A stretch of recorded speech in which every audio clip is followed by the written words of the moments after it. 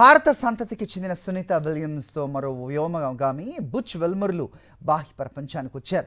దాదాపు 9 నెలల పాటు అంతరిక్ష కేంద్రంలోనే చిక్కుపోయి భూమికి చేరిన వారు నాసా నిర్వహించిన మీడియా కాన్ఫరెన్స్లో పాల్గొన్నారు. సుమారు 12 రోజుల అనంతరం తొలిసారి వారు బాహ్య ప్రపంచం ముందుకొచ్చారు. ఈ సందర్భంగా సునీత, బుచ్ వెల్మోర్, నిక్ హేగ్ తమ అభిప్రాయాలను పత్రికా విలేకరులతో పంచుకున్నారు. అలాగే భవిష్యత్ కార్యాచరణ గురించి తెలియజేస్తూ మరికొన్ని ఆసక్తికర వ్యాఖ్యలు చేశారు. మరోసారి అవకాశం వస్తే మళ్ళీ స్టార్ లైనర్లో ఐఎస్ఎస్కు వెళ్తామని, అది చాలా సామర్థ్యం గల వాహక నౌక అని సునీత అన్నారు. అయితే అందులో కొన్ని సాంకేతిక సమస్యలు ఉన్నాయని, వాటిని సరిచేయాల్సిన అవసరం ఉందన్నారు.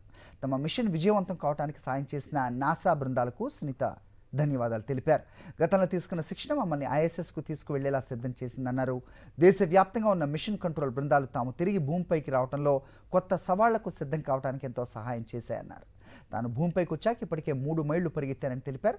తాను మళ్లీ సాధారణంగా స్థితికి రావడానికి సహాయం చేసిన శిక్షకులకు సునీత విలియమ్స్ ధన్యవాదాలు తెలిపారు.